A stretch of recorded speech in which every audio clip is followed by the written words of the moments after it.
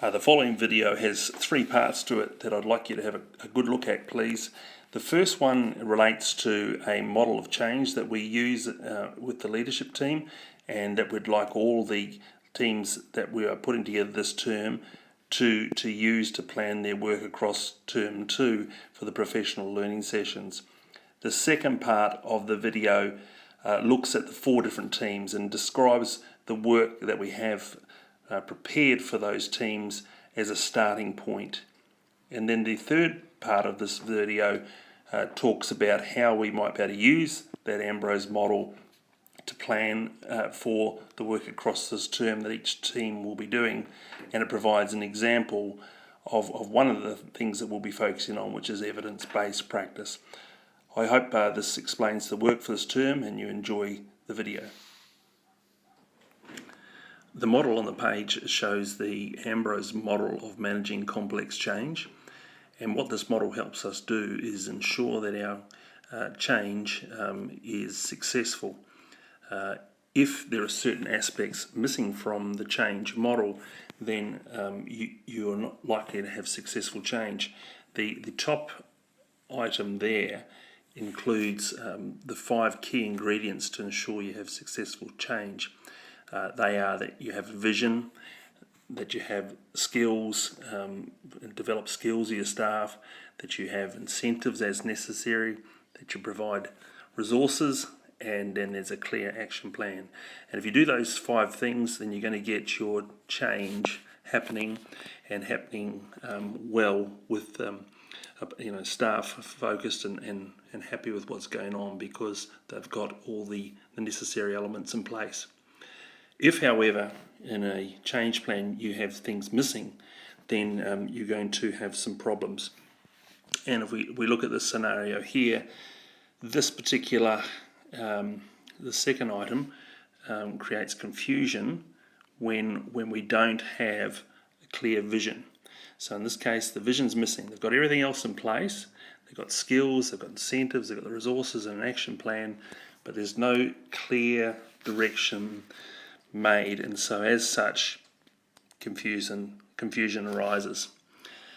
If indeed you leave out the skills aspect, and in the case of that third scenario, then you're going to get anxiety because people don't actually have the skills to do the particular thing that you're asking of your staff, and so the change is going to be tricky and people are going to feel anxious. An example of skills development is what we were working on last term with the instructional videos. We really wanted the instructional videos to be started. One of the things we recognised was that we were going to have to support people in building their skills, and if we didn't work on that, and if we hadn't used this model, we might not have necessarily done that particularly well in supporting people to begin that process of doing instructional videos. So skills was important. And of course the rest of it's self-explanatory, but it's a useful model, and it's certainly a model that we'll be sharing with all teams this term, in the school focus teams as we're going to be calling them, so that you can work on the particular area with your team across this term, having a very strong structure for the work that you're doing, and it'll be based on this managing complex change model. This term we will be asking staff to join one of 4 school focus teams, as we'll call them, to drive the professional learning and focus across term 2 for all staff. One of the things that we want staff to take on board is that responsibility for each other. We all have a responsibility to build each other's skills, and I've talked a lot about the importance of sharing and collaborating, and I think this takes the work to a new level where all staff will be involved in not only just following up on what it is that we learn at as professional learning sessions, but also that you're a part of the design and the delivery of the professional learning. So what we'll be asking staff to do is join one of 4 teams. And the 4 teams are below. So we've got the team to be led by Sarah Crook, and that's going to be looking at evidence-based practice, and that's going to be focusing on what the research is saying makes a difference in schools and what doesn't make a difference and what has a medium-sized effect.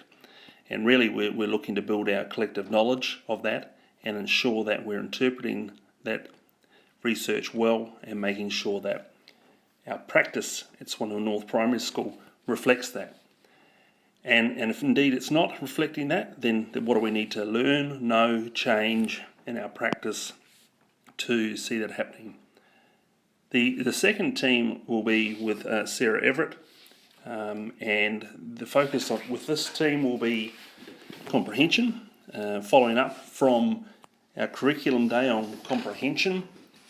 And the idea is to look at what came out of the curriculum day and where we think our needs might be in terms of where to next with this work. It may be that we discovered there needs to be greater work and focus on inference, for example, and so the team may indeed challenge us to look at certain things and have takeaway tasks for us to work on that we'll reflect on each meeting. The third team, to be led by Jackie, is the positive psychology team or positive education, and this team will continue their work focusing on positive psychology, ensuring that elements of our circle time are embedded in all classes across the school, but also looking at different and new aspects of our work with a fortnightly focus that we want staff to be looking at. The fourth and final team will be working alongside Marty, and we'll continue our focus on instructional videos, building our skills and knowledge and ideas around the use of instructional videos to ensure that we are using these well and in such a way that it's going to improve student learning. The key point that I want to make with all these teams is we will have our staff professional learning meetings on a fortnightly basis. On the alternate week, when we used to have our PLTs, these will be the weeks where you will get together with either one of your 4 teams, and this is where you'll plan for the next staff meeting. So you'll review, in a sense, what you covered at the last professional learning meeting was, considering what you've asked staff to do as their takeaway task, and then designing the next staff PD session. My suggestion is that the activity or the professional learning that you do will run anywhere between 5 and 15 minutes. We really want to get things through in under an hour, ideally. So we're not expecting a huge lecture on things, but we do want it to be driven by the staff, you guys, and making sure that it's meeting your needs and that it's coming from all staff across the school. One of the big things that I want us to make sure that we do have at the end of each professional learning session is a takeaway task. So we've got something that we're looking at for the next 2 weeks from each team. And then at the start of each meeting, we will then review how we've gone. And this is where the sharing and collaboration can take place. Now, in some cases, it might be a little bit of work. Generally, it might be just some thinking about something. It could be a reading to take away. It's up to the teams, but we want people to be considering a change of practice if necessary, or something that's come out of these sessions, trialling, having a go, really engaging with what's coming from the work from your colleagues. I hope that explains what that will look like. To support each team to focus their work, each of the professional learning teams, the leadership team has been working on some Ambrose models examples, like the Ambrose model that I shared before, which showed the vision and the incentives and the skills and vision, etc., that we needed to ensure that we had really strong change. This is something that I've worded up for the focus on building staff knowledge of evidence-based practice, which I've given that as the heading there. Now, this is I guess what you could call a starting point for the teams. It doesn't necessarily mean that you will do exactly what's on this list and in this plan. Moreover, I'd like to think that it becomes each team's own document and that there are some changes. I think the key emphasis needs to remain the same, and in this particular case, we want to build staff knowledge of what the new evidence is saying and how that could be impacting what we're doing or what we're not doing. Got a bit of a vision there that staff know what works, it should be in education, and a focus on using high effect size practices. I mean, our Flisky model is an example of that particular work, but is there more that we could do? Can we improve it? You know, with our crew that went off to Sydney, was there some key things that we think that we need to be changing or improving on or adding to what we've got in place? And what I'd like teams to do when you sit down and meet for the first time is run through the visions and the skills and the incentives and the resources and the action plans, and actually, you know, check to see they make some sense and that you understand them, and indeed, you know, build upon these as you wish to improve them, so that that document becomes your own. The thing that I've added down the bottom is, you know, what's our evidence going to be at the end of this term or end of this year for this change of practice? You know, how are we going to know that what we've done has worked? And I think this is really important that we get in place right from the go, is that, you know, how are we going to measure success?